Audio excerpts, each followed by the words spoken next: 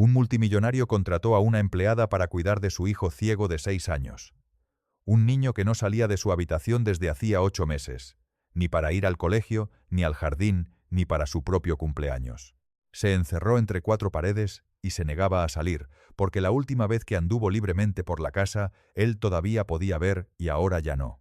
Y ninguna cantidad de dinero, terapia o amor lo convenció de que el mundo al otro lado de esa puerta todavía era seguro. Pero esa empleada, una mujer contratada para fregar el suelo y doblar la ropa, hizo algo en aquel pasillo frente a su cuarto, que hizo que ese niño abriera la puerta por primera vez en 8 meses. Y cuando su padre descubrió lo que ella venía haciendo y lo que su prometida venía haciendo para impedirlo, él tomó una decisión que cambió todas las vidas dentro de aquella casa para siempre. Ahora, ¿qué le enseñó esa mujer a aquel niño y por qué su prometida estaba tan desesperada por garantizar que eso nunca sucediera? Es una historia que te prometo que llevarás contigo mucho después de que este vídeo acabe. Pero antes de contártelo todo, si crees que las personas que cambian tu vida no siempre son las que tienen los títulos más importantes, dale al botón de me gusta ahora mismo. Suscríbete si eres nuevo aquí, porque no contamos cualquier historia, contamos aquellas que perduran. Y deja un comentario. ¿Has conocido alguna vez a alguien que viera el mundo diferente a todos los demás y eso cambió la forma en que veías todo? Quiero escucharlo. Los leo todos. Vale, vamos allá. Alejandro Monteiro aparcó en la entrada de su casa en La Moraleja, Madrid, a las 7:10 de una noche de lunes, la hora más tardía a la que llegaba a casa en todo el mes, y lo sabía. Y la culpa ya le pesaba en el pecho antes de apagar el motor. Se quedó en el coche por un momento, mirando la casa. Una casa con 12 habitaciones, una piscina que nunca usaba, un jardín que un servicio de jardinería mantenía y un niño de 6 años en el segundo piso que no bajaba desde enero. Su hijo, Mateo, nació con la visión perfecta. Veía perfectamente hasta los 4 años. Jugaba en el jardín. Corría detrás del perro por la cocina. Señalaba aviones en el cielo y decía el nombre de los colores de cada coche en el aparcamiento. Era un niño que vivía a través de sus ojos, absorbiendo el mundo en formas, colores y movimientos, como alguien intentando memorizar todo antes de que desapareciera. Y entonces desapareció. Una condición degenerativa rara, diagnosticada demasiado tarde, avanzando demasiado rápido. Cuando los especialistas confirmaron lo que estaba pasando, Mateo ya había perdido el 70% de la visión. En su 5º cumpleaños estaba completamente ciego. Alejandro había gastado más de 300.000 euros en los 18 meses desde el diagnóstico. Cirujanos, especialistas, tratamientos experimentales en el extranjero. Cada puerta que el dinero podía abrir, él la abrió y cada puerta se cerró con la misma respuesta. Irreversible. Mateo se adaptó al principio, aprendió a orientarse por la habitación, memorizó los pasos de la cama al baño. Pero hace 8 meses, algo se rompió. Dejó de salir de la habitación y nunca explicó por qué. Sucedió una tarde de martes. Mateo estaba andando de la sala a la cocina, un camino que había memorizado, 17 pasos, curva leve a la izquierda en el pasillo, mano en la pared hasta que el suelo frío de la cocina le decía que había llegado. Ya lo había hecho decenas de veces. Era su ruta, su mapa, el único trozo de independencia que había construido para sí mismo en el mundo, que le quitó la visión y no le dio nada a cambio. Pero aquel martes, alguien había movido la mesa del pasillo, solo 15 centímetros a la izquierda, casi imperceptible para cualquier persona con ojos. La cadera de Mateo chocó con la esquina a velocidad de caminata. Cayó de lado, golpeó el suelo con fuerza y el codo se partió contra el rodapié con un sonido que resonó por toda la casa. No lloró. Fue eso lo que más asustó a Alejandro cuando se enteró después.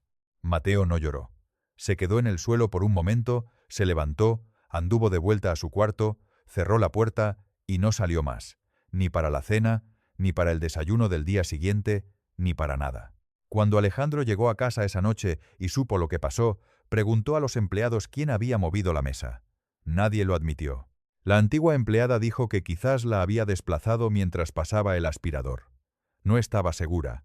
Era solo una mesa, solo 15 centímetros. Pero para un niño ciego que había construido su mundo entero en la certeza de que las cosas estarían exactamente donde las dejó, 15 centímetros eran un terremoto. 15 centímetros significaban que el mapa dentro de su cabeza estaba equivocado. Y si el mapa estaba equivocado una vez, podía estarlo de nuevo. Y si podía estar equivocado de nuevo, entonces ningún lugar fuera de aquella habitación era seguro. Alejandro lo intentó todo. Se sentó fuera de la puerta de Mateo y habló durante horas. Prometió que nada había sido movido. Prometió que la casa era segura. Contrató a una terapeuta ocupacional especializada en niños ciegos. Venía 3 veces por semana. Se sentaba fuera de la puerta y hablaba en un tono calmado y medido sobre reconstruir la confianza espacial y reconquistar la independencia a través de una exposición gradual. Mateo escuchaba. Respondía cuando le hablaban. Era educado, decía. Gracias y lo entiendo y quizás mañana, pero nunca abría la puerta. Y quizás mañana se convirtió en la frase que Alejandro más escuchó en su vida. Una frase que sonaba como esperanza, pero cargaba el peso de la negativa. La habitación se convirtió en el mundo entero de Mateo, su cama, su escritorio, su estantería con audiolibros organizados por la textura del lomo, un sistema que él inventó solo para encontrar lo que quería sin necesitar pedírselo a nadie. Su baño estaba a 4 pasos de la cama. Su armario a 6 pasos del escritorio. Tenía la habitación memorizada hasta el centímetro, y dentro de aquella habitación él estaba seguro. Era capaz. Tenía el control. Fuera de ella estaba aterrorizado.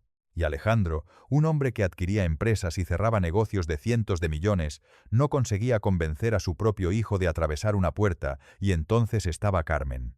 Carmen Farías entró en la vida de Alejandro 7 meses después del diagnóstico de Mateo. Era consultora de marcas de lujo, pulcra, serena y extraordinariamente hábil en leer ambientes y ajustarse para encajar en lo que fuera necesario. Se conocieron en una cena benéfica. Ella había sido cálida sin ser sofocante, solidaria sobre Mateo, sin hacer de eso el centro de la conversación, y confiada de una manera que hizo a Alejandro sentir por primera vez desde el diagnóstico que otra persona podía cargar parte del peso. En 4 meses se mudó a la casa. En 6, Alejandro le pidió matrimonio. Ella aceptó con lágrimas que parecían verdaderas y una sonrisa lo suficientemente practicada para parecer natural. El anillo era de 3 quilates. El anuncio fue elegante. La familia lo aprobó, pero Carmen tenía un problema que no previó. Mateo, no. Mateo en sí. Mateo era tranquilo, reservado y no exigía casi ninguna interacción. El problema era lo que Mateo representaba. Un ancla permanente al pasado de Alejandro. Una fuente constante de gravedad emocional que tiraba de la atención, los recursos y el tiempo de Alejandro lejos de la vida que Carmen estaba intentando construir. Ella hizo los cálculos. Alejandro pasaba de media 2 horas cada noche sentado fuera de la puerta de Mateo o cuidando de su tratamiento. Pasaba los fines de semana investigando nuevos tratamientos, llamando a especialistas, revisando literatura médica, cancelaba cenas, posponía viajes, reorganizaba su agenda entera en torno a un niño que no salía de su cuarto. Carmen no quería criar a un hijo ciego. No lo dijo, no con esas palabras, no a nadie, pero lo pensó con una claridad que moldeó cada decisión que tomó dentro de esa casa. Empezó a investigar instituciones de cuidado residencial, programas hechos para niños con discapacidad visual que ofrecían apoyo integral, educación y socialización. Los folletos eran bonitos, el lenguaje era compasivo, el mensaje era claro. Su hijo recibirá un cuidado mejor del que usted puede ofrecer en casa. Le presentó la idea a Alejandro con delicadeza. ¿Ya has considerado que a Mateo le podría beneficiar estar cerca de otros niños que entienden por lo que está pasando? Lo enmarcó como empatía, como progreso, como la elección valiente y difícil que los buenos padres a veces necesitan hacer. Alejandro escuchó. No lo descartó completamente, porque el agotamiento era real, y la culpa de no ser suficiente pesaba más cada día. Pero algo en su pecho se resistió, algo que sonaba como la voz de su difunta madre, diciendo: «No mandas a tu hijo lejos porque sea difícil. Encuentras otro camino». Así que no dijo sí y no dijo no. Dijo: «Déjame pensarlo». Y Carmen, paciente, estratégica, siempre pensando 3 jugadas por delante, sonrió y dijo: «Claro, sin prisa». Pero ella no paró. Nunca paró. Solo ajustó el ángulo y esperó el momento adecuado para presionar de nuevo, porque Carmen entendía que la persistencia disfrazada de paciencia era la herramienta más eficaz que tenía. Isabela Oliveira llegó una mañana de miércoles con una única maleta, un par de zapatos bajos, que ya habían sido usados durante años, y una quietud que no era timidez, Era el silencio de alguien que aprendió a entrar en una habitación sin perturbar el aire dentro de ella.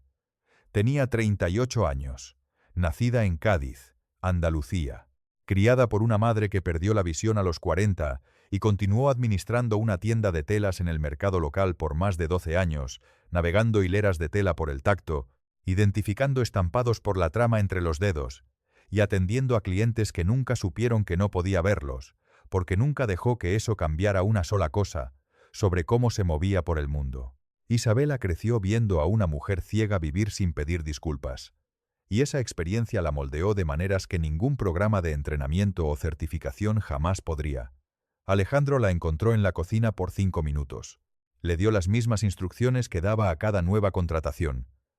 Limpieza, ropa, preparación de las comidas. Mencionó a Mateo brevemente. Mi hijo se queda arriba. Él no sale de la habitación. No intentes hacerle salir. Solo deja la bandeja fuera de la puerta y llama 2 veces. Isabela asintió. Entendido. Los 3 primeros días, Isabela hizo exactamente lo que se le dijo. Limpió la casa, preparó las comidas, dejó la bandeja de Mateo fuera de la puerta, llamó 2 veces y se fue. Oía a él abrir la puerta después de que ella se fuera, coger la bandeja y cerrar la puerta de nuevo. La rutina era mecánica, invisible, de la manera que él quería. Al 4.º día, Isabela cambió una cosa. Empezó a tararear mientras limpiaba el pasillo frente a su cuarto. No alto, no de forma teatral, solo una melodía baja y constante. Una nana. Duérmete, niño, que su madre solía cantar mientras organizaba telas en la tienda. El tipo de canción que no exige atención. Simplemente existe en el espacio a tu alrededor, como el calor de una ventana que no sabías que estaba abierta. Tarareó durante todo el tiempo que limpió aquel pasillo, unos 20 minutos. Después fue a otra parte de la casa. Al día siguiente lo hizo de nuevo, misma melodía, mismo volumen, mismos 20 minutos. Al 6.º día, cuando llegó al pasillo con los productos de limpieza y empezó a tararear, oyó algo desde dentro del cuarto de Mateo. Un sonido tan débil que casi no lo percibió. Golpecitos. Un único dedo golpeando contra una superficie de madera. El escritorio, supuso ella, al ritmo de su melodía, no perfectamente, no con confianza, pero a propósito, un niño dentro de un cuarto cerrado, escuchando música a través de la puerta y respondiendo de la única forma que podía sin abrir esa puerta. Isabela dejó de caminar.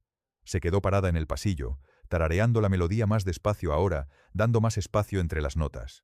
Y los golpecitos se ajustaron, desacelerando para acompañarla, encontrando el ritmo, acomodándose en él, como un pequeño barco encontrando la corriente de un río. Ella se quedó en aquel pasillo durante 45 minutos. Mucho después de que la limpieza hubiera terminado, Isabela no le contó a nadie sobre los golpecitos. Ella entendía lo que aquello era. Una conversación que había comenzado sin que ninguna de las 2 personas estuviera de acuerdo en tenerla. Y conversaciones así mueren en el momento en que se las anuncias a alguien que no formaba parte de ellas. Así que continuó tarareando cada día, mismo pasillo, misma hora, y cada día los golpecitos volvían, un poco más firmes, un poco más confiados, un poco más cerca de la puerta. Al 9.º día, Isabela añadió algo nuevo. Después de tararear durante 10 minutos, se sentó en el suelo del pasillo con la espalda contra la pared opuesta a la puerta de Mateo y comenzó a hablar. No con él, no a través de la puerta, solo en voz alta, de la manera que su madre solía hablar en la tienda, narrando el mundo a su alrededor para su propio beneficio, porque no podía verlo y describirlo en voz alta lo hacía real. El sol está entrando por la ventana al final del pasillo, dijo Isabela con voz calmada y sin prisa. Está haciendo un rectángulo en el suelo, de unos 60 centímetros de ancho, caliente. Si pones la mano en él, parece que alguien dejó la puerta del horno abierta lo suficiente para dejar salir el calor.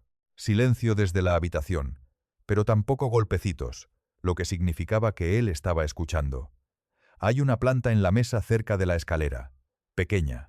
Las hojas parecen de terciopelo si las tocas por encima, pero por debajo son lisas y frescas, como 2 cosas diferentes viviendo en el mismo cuerpo. Continuó durante 15 minutos, describiendo el pasillo, la textura de la alfombra, la forma en que el aire se movía cuando el aire acondicionado se encendía, el olor de la cera que acababa de usar en el pasamanos. Describía el mundo en un lenguaje que no necesitaba ojos, un lenguaje hecho de tacto, temperatura, sonido y olor.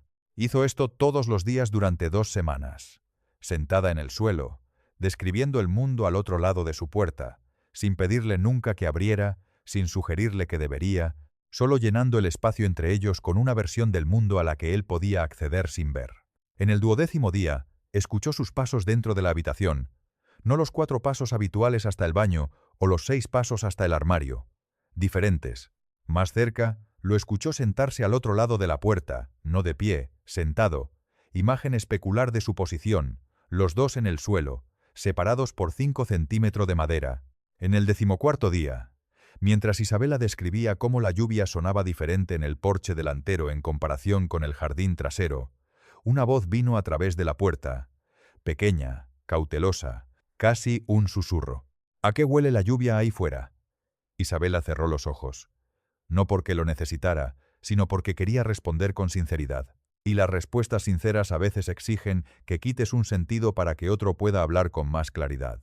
Huele como si el suelo se estuviera despertando, dijo ella. Como si la tierra hubiera estado conteniendo la respiración todo el día y la lluvia finalmente le dijera que la soltara. Una larga pausa. Entonces recuerdo ese olor. La puerta se abrió un jueves. No del todo, no de forma dramática, solo 10 centímetros. Lo suficiente para que Isabela viera un trozo de la cara de Mateo, un ojo lechoso, sin foco, pero apuntando directamente hacia donde venía su voz. Su mano en el marco de la puerta, el cuerpo todavía dentro de la habitación, pero la cara, por primera vez en 8 meses, vuelta hacia el pasillo. Isabela no reaccionó, no sonrió ampliamente, ni dijo algo alentador, ni lo llamó por su nombre con alivio. Simplemente continuó sentada en el suelo y dijo: «El pasillo está despejado. Nada ha sido movido. Lo revisé todo esta mañana». Mateo procesó esa información. Podía ver que lo estaba haciendo. La leve inclinación de la cabeza, la forma en que los dedos se apretaron y luego se relajaron en el marco. Estaba midiendo, calculando, decidiendo si el mundo que ella había estado describiendo durante 2 semanas correspondía al mundo que existía al otro lado de esa puerta. «¿Cuál es la distancia a la pared?», preguntó. 2 metros desde tu puerta en línea recta lisa.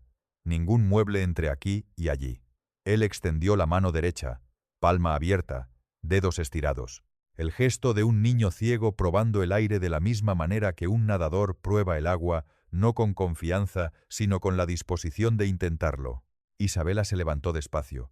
No le tendió la mano. Colocó la mano extendida en la pared sobre la que él preguntó y golpeó 2 veces. Un marcador sonoro, un faro hecho de manos. Mateo dio un paso, luego otro. Su pie descalzo tocó la alfombra del pasillo, una textura que no sentía desde hacía 8 meses.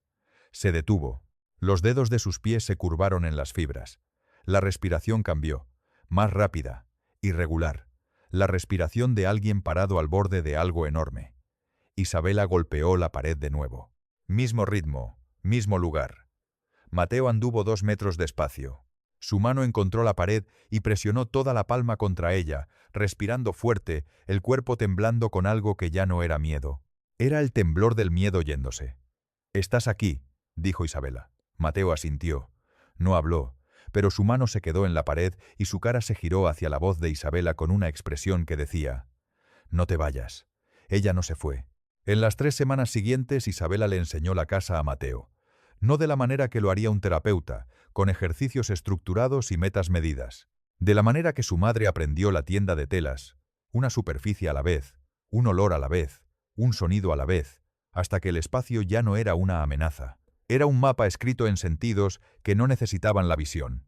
Anduvo con él por el pasillo, le dejó contar los pasos, describió cada objeto, no por su apariencia, sino por cómo era al tacto, al sonido y al olor. Le enseñó a leer una habitación con las manos de la manera que otras personas leen con los ojos.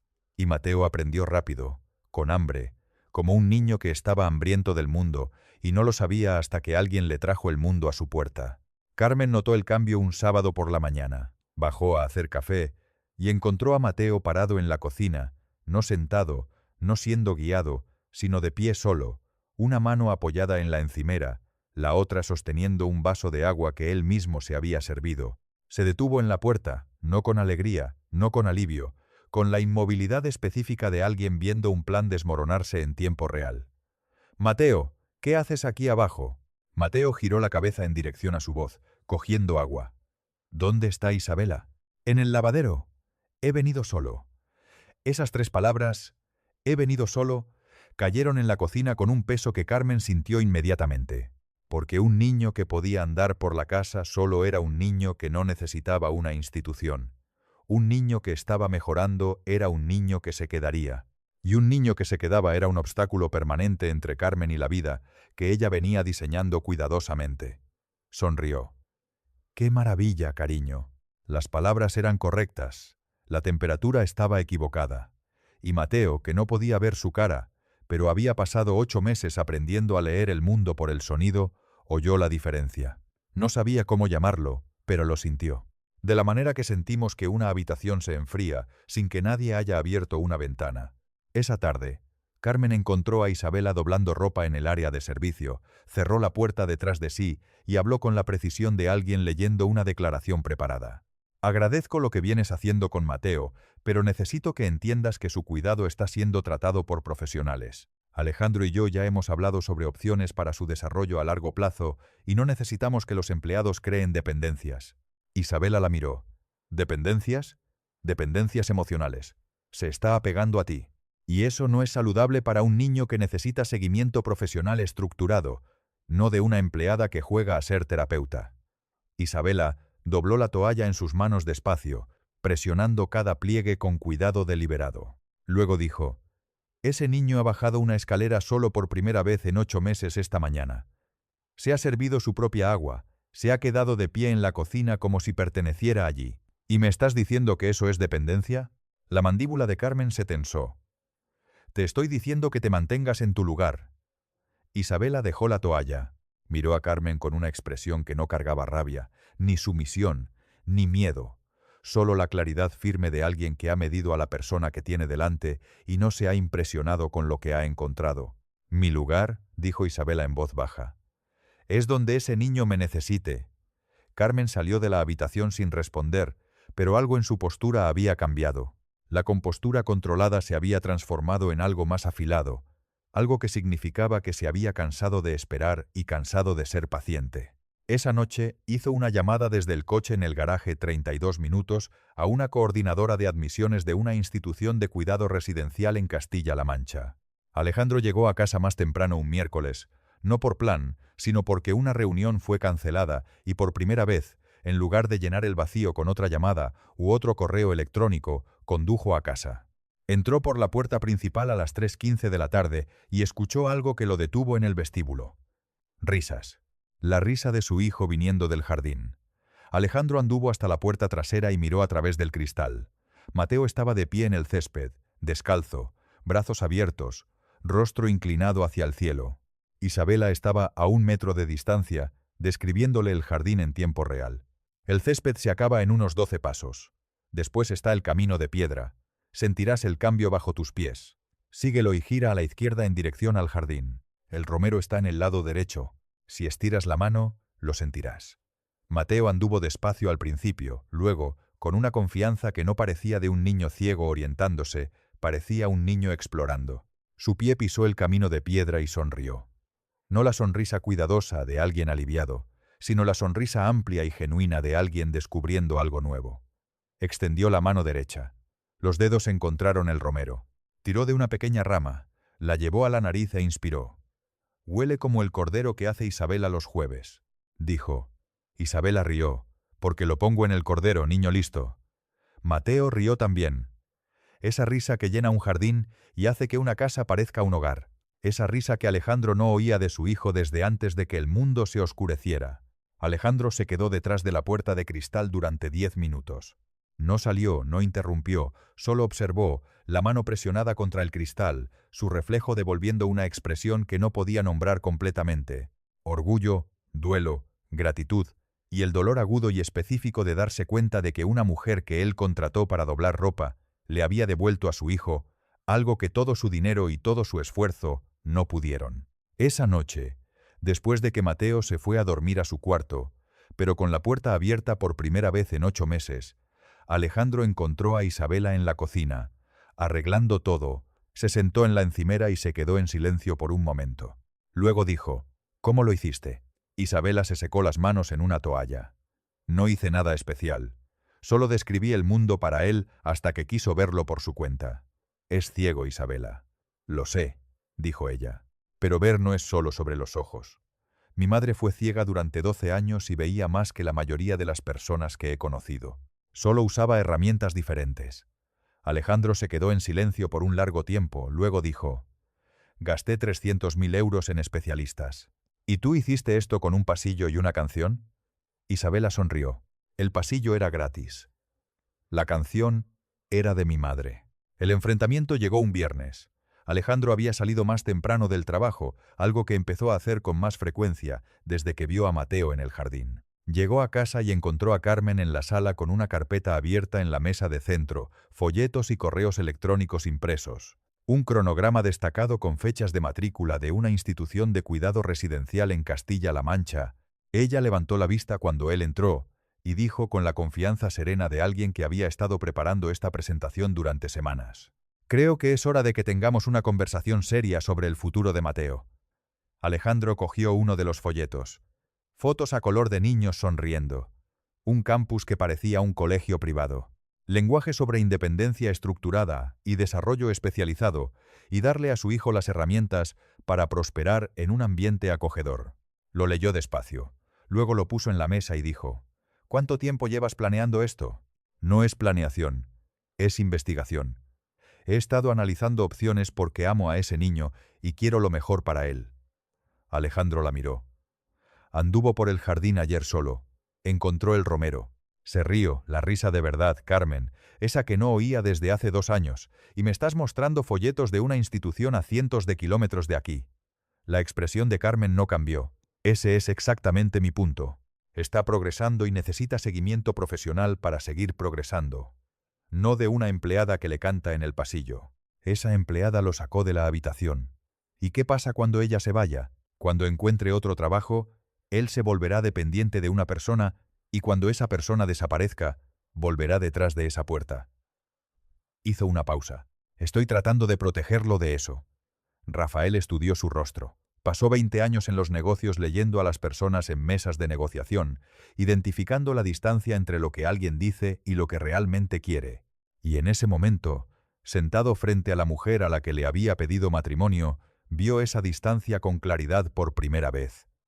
Ella no estaba protegiendo a Mateo, se estaba deshaciendo de él. Se levantó. «Quiero ver tu móvil». Carmen parpadeó. «¿Cómo? ¿Tu móvil? El historial de llamadas, los correos, todo lo relacionado con esto». La compostura de Carmen se resquebrajó, no de forma dramática, no con un grito, sino con la sutil fractura de alguien que estaba pisando una superficie que creía sólida y acaba de sentirla moverse. Alejandro lo encontró todo. Las llamadas a la oficina de admisiones, 4 de ellas, a lo largo de 2 meses, los correos pidiendo información sobre matrícula y precios, un borrador de mensaje para su hermana, sugiriendo que la condición de Mateo estaba empeorando y que Alejandro estaba en negación sobre la gravedad. Leyó este último 2 veces, luego cerró el móvil y lo puso en la mesa entre los dos.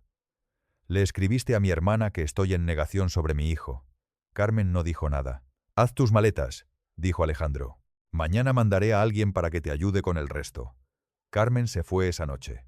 El anillo se quedó en la encimera de la cocina, al lado de la rama de romero que Mateo había cogido del jardín y puesto en un vasito con agua, porque Isabela dijo que el romero vive más si le das algo de beber. Alejandro no le explicó la ruptura a Mateo en el momento. Esperó 3 días hasta un sábado por la mañana, cuando Mateo estaba sentado en la cocina comiendo tortitas que Isabela había hecho, los dedos leyendo los bordes del plato de la manera que ahora leía todo, con curiosidad, en lugar de cautela. «Carmen ya no va a vivir aquí», dijo Alejandro. Mateo masticó despacio, tragó, luego dijo: «Vale». Rafael esperó una pregunta, una reacción, cualquier cosa, pero Mateo simplemente dio otro bocado a la tortita y dijo: «¿Puede Isabela enseñarme el jardín otra vez hoy? Quiero encontrar el limonero». Rafael miró a su hijo, luego a Isabela, que estaba cerca de la cocina, con una expresión que se esforzaba mucho por mantener neutral. Luego de vuelta a su hijo, un niño que 8 meses atrás no abría la puerta de su cuarto y ahora estaba pidiendo explorar el jardín, comiendo comidas completas y aceptando la partida de un adulto de su vida con una calma que no venía de la indiferencia, sino de saber exactamente quién importaba. «Vamos», dijo Alejandro. «Vamos todos». Pasaron la mañana en el jardín. Mateo encontró el limonero. 11 pasos desde el romero, curva leve a la derecha, mano levantada a la altura del hombro para sentir las ramas. Cogió un limón, lo olió y se lo levantó a su padre. «Huele como la cocina de mamá», dijo. Rafael cogió el limón, lo sostuvo y entendió que su hijo no solo estaba andando por un jardín, estaba reconstruyendo un mundo, un olor, una textura, un paso a la vez. Y la mujer que había hecho esto posible estaba a 2 metros de distancia, observando con el orgullo silencioso de alguien que hizo algo importante y no necesitaba que nadie se lo dijera. Esa tarde, Alejandro se sentó en el porche trasero mientras Mateo andaba por el camino del jardín solo, contando pasos, tocando hojas, nombrando plantas por el olor. Isabela se sentó al lado de Alejandro, manos cruzadas, observando al niño moverse por el espacio que ella le devolvió. Alejandro dijo sin mirarla: «Quiero que te quedes, no como empleada, como parte de esta familia. El título que tenga sentido, yo lo resuelvo, pero necesito que te quedes». Isabela se quedó en silencio por un momento. Luego dijo: «No voy a ninguna parte». Mateo llamó desde el otro lado del jardín: «Isabela, ¿qué es esta?» «Es peludita». Isabela respondió: «Es la salvia, frótala entre los dedos y huélela». Una pausa. Luego la voz de Mateo, brillante, segura, viva, atravesó el jardín. «Huele como la cena del jueves». Isabela rió, Alejandro rió, y Mateo se quedó en el jardín con salvia entre los dedos y una sonrisa en el rostro que no necesitaba ojos para ver el mundo del que estaba hecho. Si esta historia te ha tocado, si te ha mostrado que a veces la mayor curación viene de la presencia más simple, compártela con alguien que necesite oír esto hoy. Suscríbete, si aún no te has suscrito, y deja un comentario. ¿Quién te enseñó a ver el mundo de una manera diferente? Quiero oír tu historia. Los leo todos. Esta historia me recordó que la visión es solo una forma de experimentar el mundo. Isabela no intentó devolver lo que Mateo perdió. Le enseñó que lo que quedaba era más que suficiente. Describió la lluvia por el olor, las paredes por la distancia y el romero por su propósito. A veces, las personas que cambian nuestras vidas no arreglan lo que está roto, nos enseñan que nunca estuvo roto.